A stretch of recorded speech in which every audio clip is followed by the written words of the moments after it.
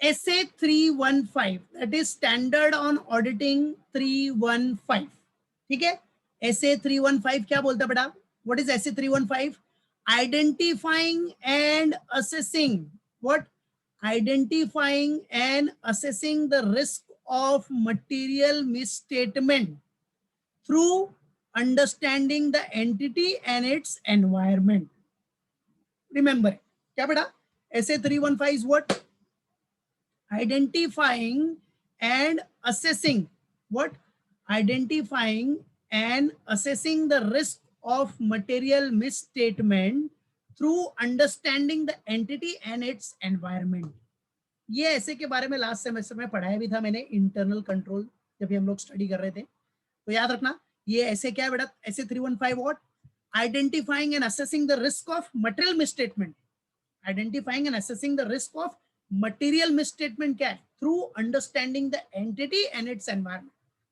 Entity के internal control system को study करो, बराबर, एनवायरनमेंट को स्टडी करो, अकॉर्डिंगली असेस करो, आइडेंटिफाई करो the risk of material misstatement.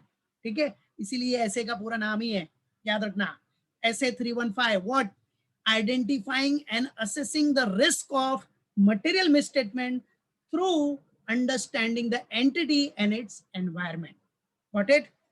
Now see what is given here. This essay, that is Standards on Auditing, okay, 315, is effective for audit of financial statement for periods beginning on or after 1st April 2008. ये कभी से effective है बेटा? याद रखना सब लोग, everyone have to remember this. कभी से इफेक्टिव है? This essay is effective for audit of financial statement for periods beginning on or after 1st April 2008. ठीक है, क्या बेटा? This essay is effective for audit of financial statement for period beginning on or after 1st April 2008. Means effective date is what? 1st April 2008. ठीक है, अब ये ऐसे में आपको 3 मेन पॉइंट कवर करना है, दैट इज स्कोप, ऑब्जेक्टिव्स और रिक्वायरमेंट्स. सबसे मेन पॉइंट क्या क्या बेटा? Scope, objectives and what? Requirements. What it? तो देखो, सबसे पहला इफेक्टिव डेट मालूम पड़ गया सबको, क्या है बेटा? 1st April 2008 है. Effective date is what? 1st April 2008. What it बच्चा? ये उसका इफेक्टिव डेट है. नाउ सी, स्कोप क्या है बेटा? SA 315 का स्कोप क्या है? कॉमन सी बात है, नॉर्मल, वही same. This essay, that is SA 315, deals with auditor's responsibility. Deals with what? Auditor responsibility to identify and assess the risk. Auditor responsibility to identify and assess the risk of material misstatement in the financial statement. What? This essay deals with what? The auditor responsibility to identify and assess the risk of material misstatement in the financial statement through what? Through understanding the entity, उसका control system पूरा understand करो, and its environment, including the entity's internal control. वो तो आ ही गया ना बेटा, control system पूरा, बराबर, including the entity's internal control. Internal control system आपको मालूम पड़ जाएगा ना बेटा, तो सीधा मालूम पड़ेगा. internal control system अगर weak है तो नॉर्मल सी बात है, एरर्स, फ्रॉड्स आराम से हो सकता है, बराबर है. मालूम पड़ा कि नहीं? मटेरियल मिसस्टेटमेंट भी आ सकते हैं. तो इंटरनल कंट्रोल सिस्टम के ऊपर सब कुछ डिपेंड करता है, राइट है. अब इंटरनल कंट्रोल सिस्टम के लिए क्या करेगा? वो कंप्लायंस प्रोसीजर फॉलो करता है. क्या फॉलो करता है बेटा? कंप्लायंस प्रोसीजर, राइट है. अब अगर उसको कंप्लायंस प्रोसीजर फॉलो करने के बाद ये मालूम पड़ा कि इंटरनल कंट्रोल सिस्टम स्ट्रांग है, तो वो अपना सब्सटेंशियल प्रोसीजर, जो आगे का फर्दर प्रोसेसिंग है, ठीक है, सब्सटेंशियल प्रोसीजर वो कम लेता है, सैंपल कम सिलेक्ट करता है, क्योंकि उसको पता है कि इंटरनल कंट्रोल सिस्टम स्ट्रांग है, राइट. तो यहाँ स्कोप में क्या बोलता है बेटा? This essay deals with what? Auditor responsibility to identify and assess the risk of material misstatement in the financial statement through what? Through understanding the entity and its environment, including the entity's internal control. पहला ये उसका क्या है बेटा? Scope. What? Scope. ये mind में रहना चाहिए सबके, करेक्ट. फिर स्कोप के बाद क्या आएगा? Objectives. Second point is what? Objectives में क्या बोलता है बेटा? क्या ऑब्जेक्टिव्स है? To identify and assess the risk of material misstatement. identify and assess the risk of material misstatement whether due to fraud or error. वो risk of material misstatement किसके through है? whether due to fraud or error at the financial statement and assertion level. ठीक है, assertion level. तो objectives क्या बेटा कि identify, to identify and assess the risk of material misstatement whether due to fraud or error at the financial statement and assertion level. Through what? Through understanding the entity and its environment, including entity's internal control, including what? Entity's internal control, thereby providing a basis, thereby what beta? Providing a basis for designing and implementing responses. भाई उसके बाद आप entity का internal control जो study कर रहे हो, environment study कर रहे हो, बराबर है, इंक्लूडिंग एंटिटीज इंटरनल कंट्रोल सब देखना पड़ेगा ना बेटा. thereby providing a basis for designing and implementing responses, जो किससे रिलेटेड होगा? To the assess risk of material misstatement. तो ऑब्जेक्टिव्स एकदम क्लियर कट है कि उसका क्या ऑब्जेक्टिव्स है? टू आइडेंटिफाई एंड असेस, क्या? To identify and assess the risk of material misstatement whether due to fraud और error at the financial statement and assertion level. बराबर है, उसके लिए उसको अंडरस्टैंड करना पड़ेगा entity and its environment including internal control. उसके बेसिस पे वो डिजाइन करेगा, इंप्लीमेंट करेगा responses to the assess risk of material misstatement. तो याद रखने का इसको. This is what objectives. अब जो पॉइंट आएगा उसमें क्या होगा? रिक्वायरमेंट्स, जिसमें काफी सब पॉइंट्स होंगे. There are many sub points. So C third point will be what? Requirements. What बेटा? रिक्वायरमेंट्स. रिक्वायरमेंट्स. अब रिक्वायरमेंट में सबसे पहला पॉइंट आपने देखा क्या? Risk assessment. सबसे फर्स्ट पॉइंट क्या है? Risk assessment procedure and related activities. Point याद रखवा, रिक्वायरमेंट में सबसे first point risk assessment procedure and related activities. अब risk assessment procedure means short form में क्या बोल सकते हो आप? Rap, RAP, rap.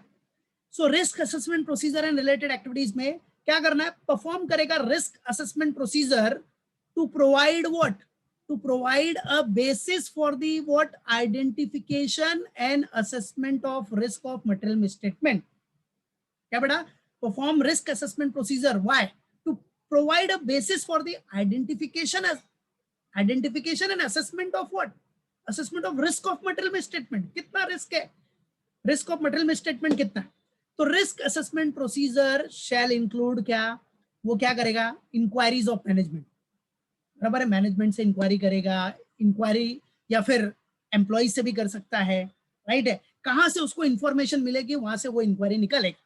Inquiries of management of and of others within the entity who is in the auditor's judgement may have information that is likely to assist in, जो उसको help करेगा, likely to assist in identifying risk of material misstatement whether due to fraud और error. या तो वो fraud से होगा या तो एरर से होगा. फ्रॉड से होगा तो स्पेशल कंसिडरेशन करना पड़ेगा उसको. फ्रॉड से होगा, नॉर्मल सी बात है. फ्रॉड किया तो स्पेशली ध्यान देना पड़ेगा.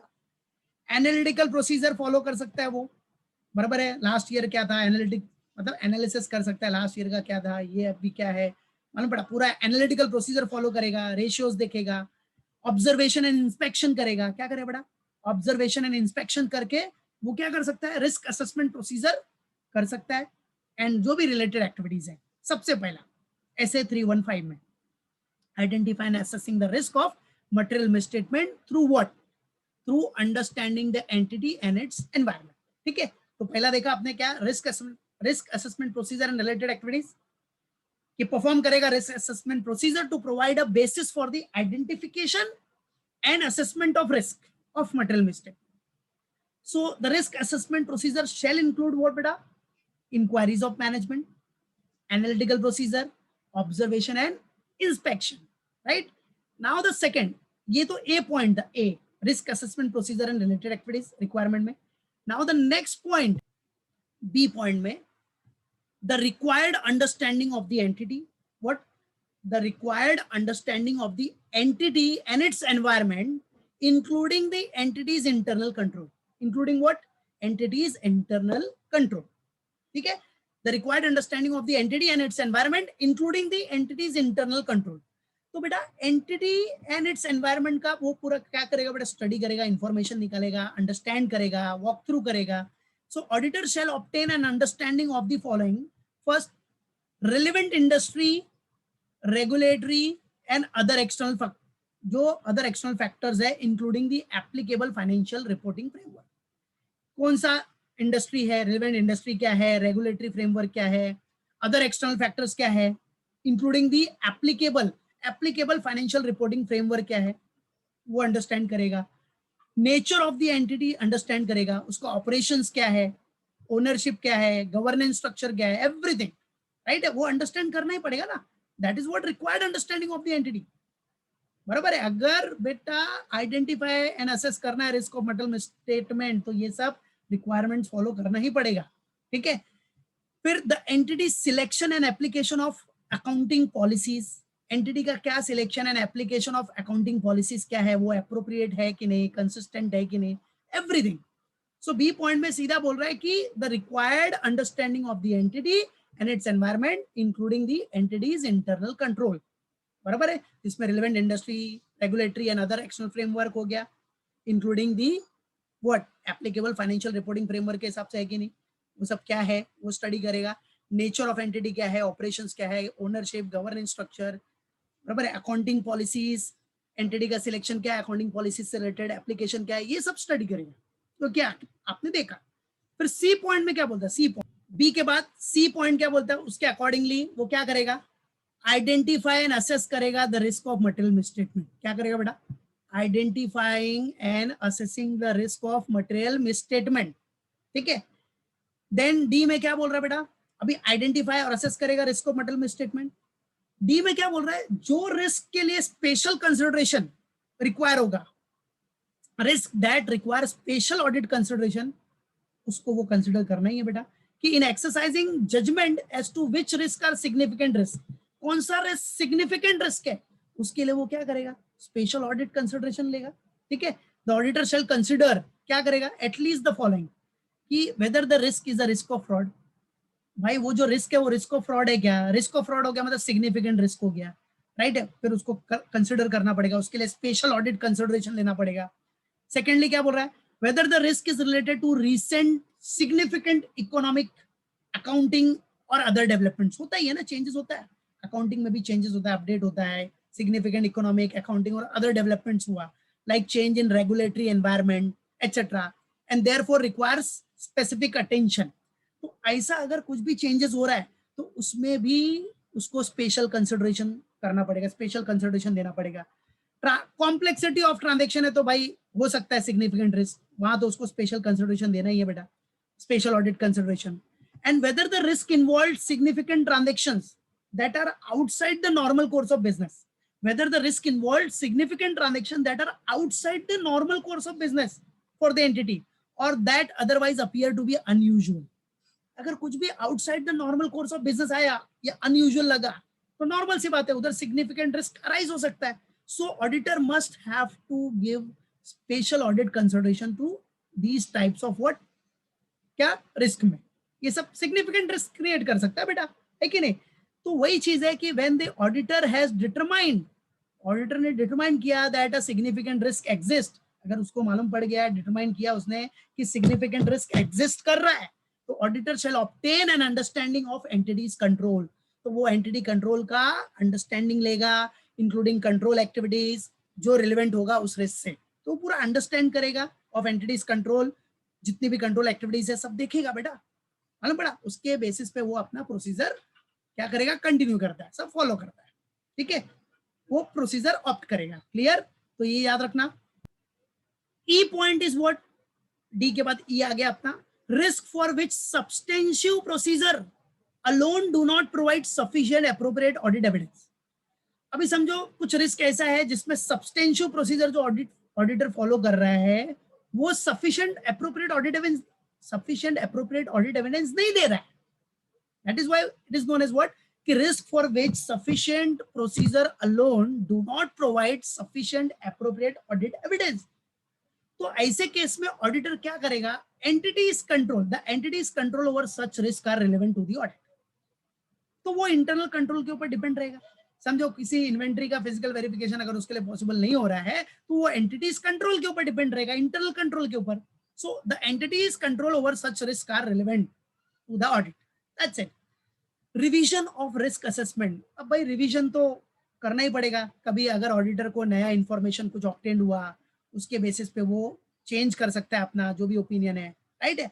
सो रिवीजन टाइमली उसको देखना पड़ेगा, ठीक है। कुछ न्यू इंफॉर्मेशन आया तो फर्दर ऑडिट प्रोसीजर परफॉर्म करके वो क्या कर सकता है, auditor shall revise the assessment and modify कर सकता है फर्दर ऑडिट प्लान प्रोसीजर्स को, राइट है। तो रिवीजन तो कॉमन पॉइंट है, revision is what, it's a common point कि अगर कुछ भी न्यू इंफॉर्मेशन ऑब्टेन होता है तो नॉर्मल सी बात है ऑडिटर क्या करेगा, उसको मॉडिफाई कर सकता है, revise the statement and modify the further planned audit procedure accordingly, that is what revision. भाई वो तो कॉमन पॉइंट है ना रिवीजन, कुछ अगर उसको ऐसा लगा बाद में कुछ मालूम पड़ा, न्यू इन्फॉर्मेशन ऑब्टेन हुआ तो उसके बेसिस पे क्या कर सकता है, वो मॉडिफाई कर सकता है, दैट्स इट, करेक्ट है। जिसमें फैप आया, फर्दर ऑडिट प्रोसीजर, देखो पहले आपने रैप पढ़ा था, आरएपी रिस्क असेसमेंट प्रोसीजर, इधर क्या हो गया fap, further audit procedure. Further audit procedure means in circumstances where the auditor obtains audit evidence from performing some FAP, further audit procedures, or new information is obtained, if new information is obtained, right है, मालूम पड़ा, तो वो time पे वो क्या कर सकता है, वो रिवाइज कर सकता है, वो मॉडिफाई कर सकता है, मालूम पड़ा।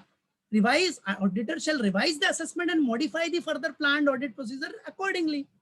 सब रिवीजन तो कॉमन पॉइंट है बेटा, ठीक है। कुछ भी अगर नया इंफॉर्मेशन आया तो उसके बेसिस पे मॉडिफाई कर दे, ठीक है। और फाइनली ऑडिटर को पूरा डॉक्यूमेंटेशन रखना जरूरी है, ठीक है। So auditor shall document the discussion among the engagement team and the significant decision reach. Auditor को जो भी एंगेजमेंट टीम है उनमें जो डिस्कशन हुआ है, the discussion among the engagement team and significant decision reach, उसका डॉक्यूमेंटेशन रखना है।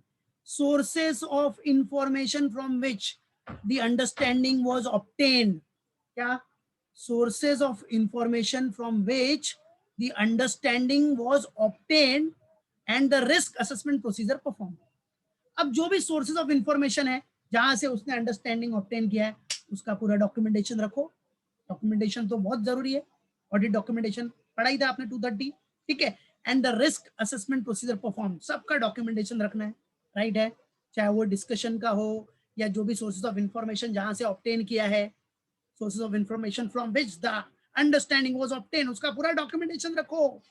रिस्क असेसमेंट प्रोसीजर जो परफॉर्म हुआ है उसका डॉक्यूमेंटेशन रखना है आपको पूरा।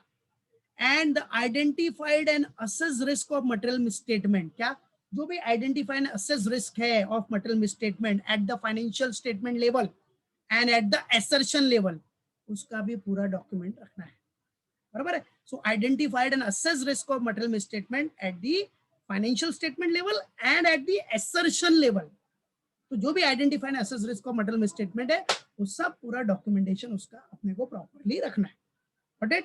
मालूम पड़ा, ऑडिटर को ये सब रखना है, डॉक्यूमेंटेशन इज वेरी इंपॉर्टेंट, ठीक है। तो आपने क्या क्या देखा बेटा, मतलब रिक्वायरमेंट्स में देखो कितने सब पॉइंट्स हो गए आपके, 6 तो सब पॉइंट्स हो गए आपके, तो क्या क्या हो गया सब पॉइंट्स याद रखो रिक्वायरमेंट्स में। पहला क्या देखा आपने, risk assessment procedure and related activities, first point risk assessment procedure that is RAP and related activities.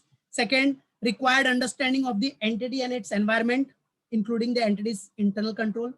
Third क्या देखा, identifying assessing the risk of material misstatement, okay. Fourth आपने क्या देखा, risk that require special audit consideration, D point, risk that require special audit consideration. फिर fifth point क्या देखा आपने, risk for which substantive procedure alone do not provide sufficient appropriate audit evidence. फिर sixth one क्या देखा आपने, revision of risk assessment, revision करना। And finally documentation, मतलब 7 पॉइंट्स हो गए, 7 सब पॉइंट्स हो गए।